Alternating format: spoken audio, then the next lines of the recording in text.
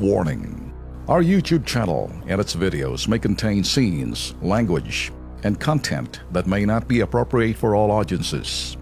These videos include surveillance footage, undercover pursuit of suspects, actual police and rescue operations, and fearless confrontations. If you do not approve of the content, please do not watch our videos. If you wish to continue, we strongly advise that you proceed with caution. Viewers' discretion is advised. Itong susunod nating usaping kalsada uli.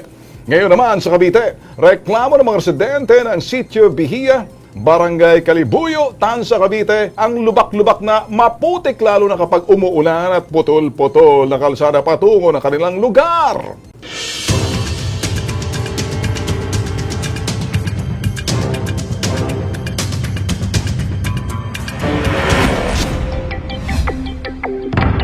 Nagpadala sa kilos pronto ng mga larawan ng mga residente ng Sitio Bihia, Barangay Calibuyo sa Tansa, Cavite. Nais daw nilang mabigyan ng pansin ang hindi matapos-tapos na kalsada sa kanilang lugar. Bukod sa lubak-lubak na daan, maputik raw ito lalo na kung umuulan. Nagtsatsagat umaasang maayos din ang kanilang kalsada. Tinungo ng Kilos Pronto Team ang kanilang inarereklamong kalsada. Pagpasok pa lang ng Kilos Pronto sa Sitio Bihia, maayos at sementado naman ang kanilang kalsada.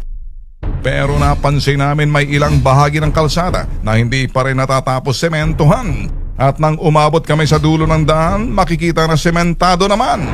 Noon, ano po ang anak ko noon elementary Ngayon nasa high school na ho sila ganito pa rin. Marami naman ho silang pangako. Hindi ko lang ho alam bakit wala pa ho natutupad. Putik ang daan, minsan ang tricycle ayaw ho maghatid ng taga rito. Lalo ho yung mga estudyante, nakakaawa naman ho yung trabahador. Minsan ho hindi niya hatid. Sana po matulungan po kami sa kalsada kasi po pag uulan, nahirapan po kami lumabas. Sobrang putik po lalo po sa mga estudyante, kawawa rin po lalo po pag malakas ang mga ulan. Hindi po kami makadaan ng ayos.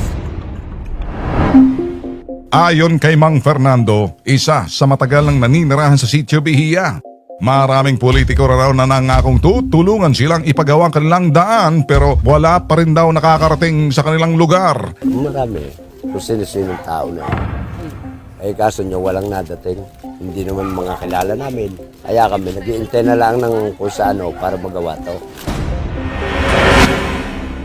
Ayon kay Kapitan Agripino Olanimo, inabutan lang nila ang problema sa Sitio Bihia. Ang alam ko, noong naging mayor si Mayor Munding, yung kalsadang yan ay noong ginawa. Hindi ko po alam kung saan nanggaling po ang budget noon.